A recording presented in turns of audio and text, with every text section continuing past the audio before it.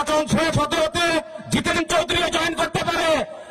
অনেক সিপিএম এর কথা হচ্ছে, তারা নিঃস্বার্থভাবে বলছে আমরা ভারতীয় জনতা পার্টি ভোট দেব। বিধানসভার ভারতীয় জনতা পার্টির পক্ষে বিপ্লব দেবের পক্ষে পড়বে, তাতে কোনো সন্দেহ নেই।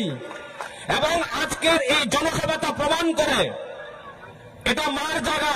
আমরা চাইলে আরো অনেক বড় জায়গায় করতে পারতাম। মায়ের আশীর্বাদ নিয়ে এখান থেকে শুরু হয়েছে। 1 মাস সময় আছে। আমার যুব মোর্চা থেকে শুরু করে, মহিলা মোর্চা থেকে শুরু করে সমস্ত অংশের কার্যকর্তাদের অনুরোধ জানাবো, এই 30 দিন একদিনও আপনারা পরিশ্রম করবেন, আপনারা বিশ্রামের কথা চিন্তা করবেন না, বাড়ি বাড়ি যাবেন, আমাদের ক্যান্ডিডেটের জন্য আশীর্বাদ চাইবেন। দেখবেন রেজাল্টের বাক্স খুললে 90% ভোট ভারতীয় জনতা পার্টির পক্ষে পড়ে। বলা যায় না নির্বাচন শেষ হতে হতে জিতেন চৌধুরীও জয়েন করতে পারে, জিতেন চৌধুরীও জয়েন করে নিতে পারে।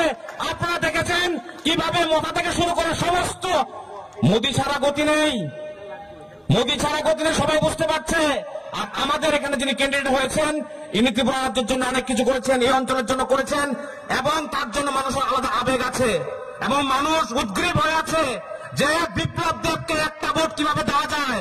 মানুষ, আমাদের সাথে অনেক মানুষের কথা হচ্ছে, অনেক সিপিএম এর কথা হচ্ছে, তারা নিঃস্বার্থভাবে বলছে আমরা ভারতীয় জনতা পার্টিতে ভোট দেবো, বিপ্লব কুমারকে ভোট দেবো। আমি আমার বক্তব্য দীর্ঘায়িত করবো না।